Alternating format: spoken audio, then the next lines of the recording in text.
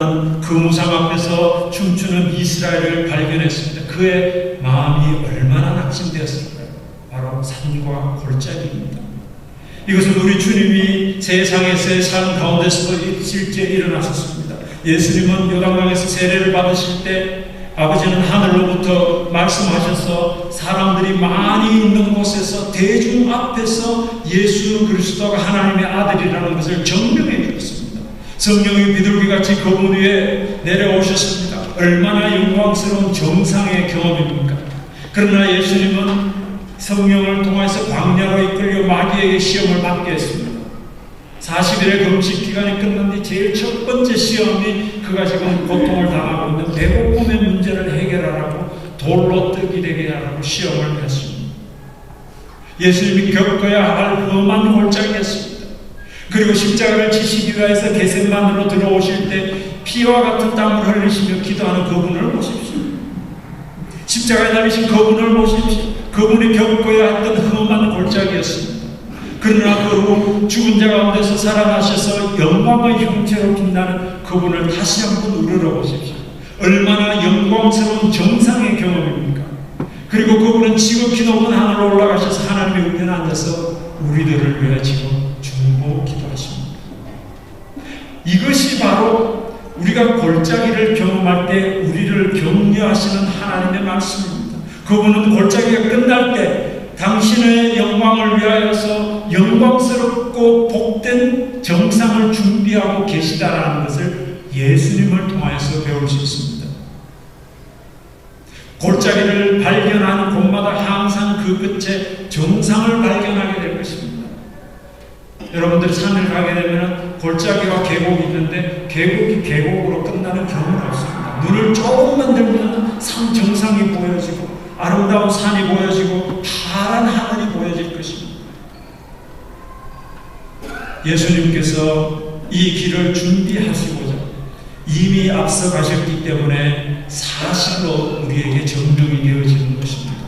우리가 겪는 모든 골짜기를 그리스도께서는 이미 앞서 가셨습니다. 저는 그리스도인의 삶이 산과 골짜기의 땅인 것을 기쁘게 생각합니다. 거기에는 지루한 것이라고는 없습니다. 날마다 새로운 도전으로 은혜 안에 자라게 하며 새로운 기회를 만들어 남을 돕게 하고 새로운 특권을 주어 예수 그리스도의 은혜와 힘을 얻게 합니다. 어쩌면 멕시코의 삶이 이와 비슷할지 모릅니다. 그냥 노트북을 들고 가방을 메고 이렇게 좀 해가 지는 길거리를 건너가더라도 긴장을 가지고 있어야 합니다. 가게 문을 열 때 곧 여러분들이 뭐 버스를 타거나 아니면 운전하고 가다가도 누가 끼어들면 긴장 가운데 있어야 합니다. 어쩌면 하나님께서 우리에게 허락하여 주신 멕시코라는 이 골짜기에 저와 여러분들을 심어 놓았습니다. 그 땅이 산과 골짜기의 땅이지만 그러나 우리 하나님은 산 꼭대기의 정상의 하나님이시기도 하지만 그러나 이 골짜기에서도 하나님이십니다. 눈물의 골짜기를 걷는 이 골짜기에서도 하나님은 우리의 하나님이십니다.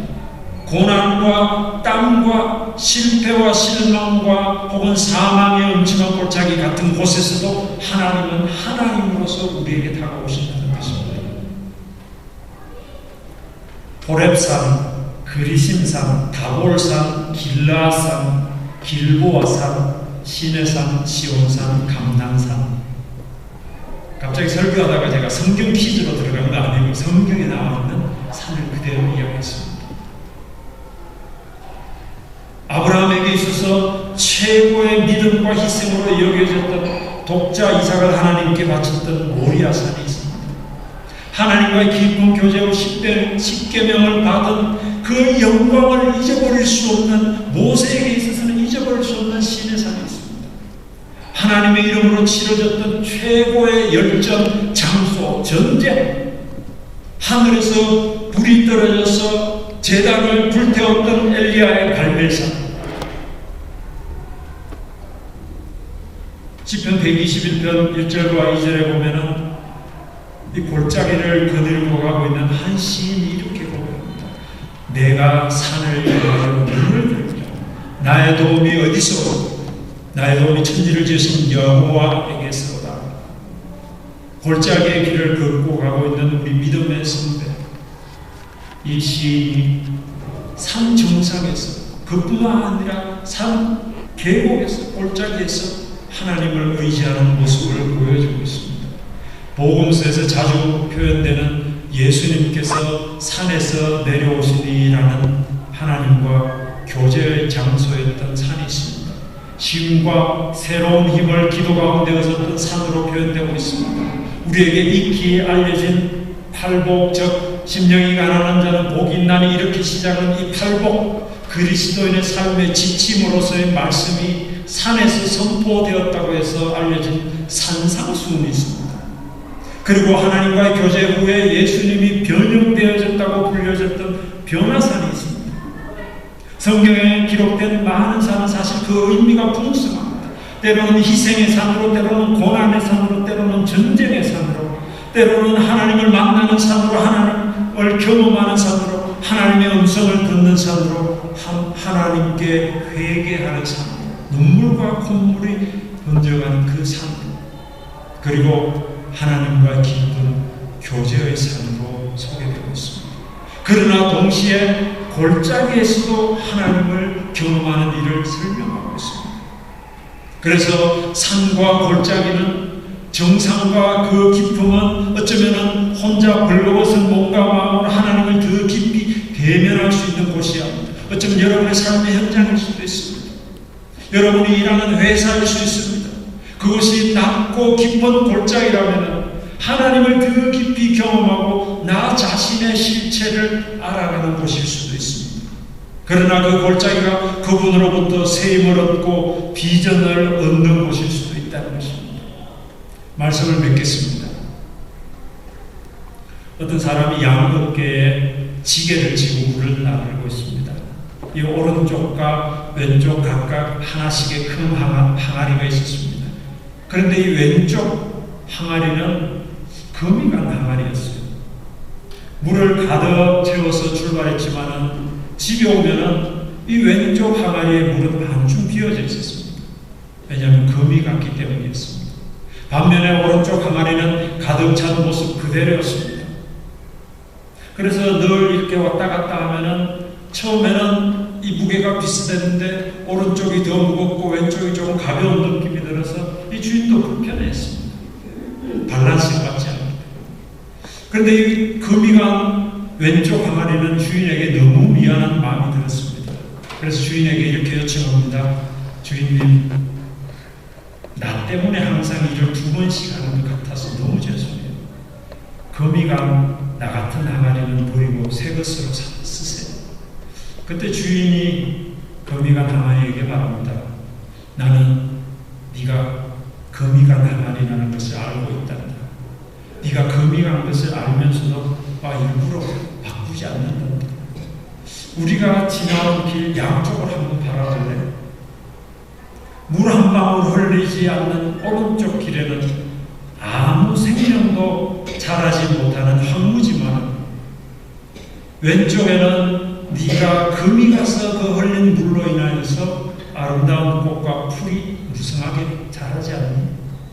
너는 금이 같지만 너로 인하여서 많은 생명이 자라나는 모습이 너무 아름답지 않니? 비록 내가 힘들고 고생스럽지만은 너의 금이 간 그것을 통하여서 흐르는 물을 통하여서 꽃과 풀이 자라고 그곳에 생명이 있기 때문에 내가 그것을 즐기면서 지나간다. 이렇게 이야기했습니다. 사실 많은 사람들이 완벽함을 추구합니다. 저도 그렇습니다. 자신의 금이 간 모습을 수치스럽게 생각합니다. 사회도 완벽하고 온전한 사람을 추구합니다. 그러나 어떤 때는 자신을 가치 없는 존재로 여겨 낙심에 빠질 때도 있습니다. 금이 간 모습 때문에. 그러나 세상에 삭막하게 되는 것은 금이 간 인생 때문이 아니라 너무 완벽한 사람들 때문입니다. 위에 글을 읽고 누가 이렇게 강한 질문을 했습니다. 놀라지 마십시오. 당신은 금이 간 아내니까 그래서 남편이 죽는 것이다. 당신은 금이 가지 않는 남편인가? 그래서 아내가 죽는 것이다. 당신은 금이 가지 않은 성도인가? 그래서 교회가 죽는 것이다. 오늘 저는 산과 골짜기의 삶에 대해 함께 말씀을 나누었습니다. 산처럼 뚝뚝 솟은 정상에서의 삶이 있기도 합니다. 누가 봐도 우러러보고 그분은 성공했구나, 자녀도 잘 키웠구나, 산 정상에 올라가면 기분 좋습니다. 행복감도 넘칩니다. 시야가 탁 트여서 뭐 세상 다 이룬 것 같습니다. 그러나 우리의 삶이 항상 그렇지만은 않습니다. 어쩌면 소개해드렸던 성경의 많은 인물들처럼 여러 종류의 골짜기가 더 많은 삶이 우리 그리스도인의 삶이 될 수도 있습니다.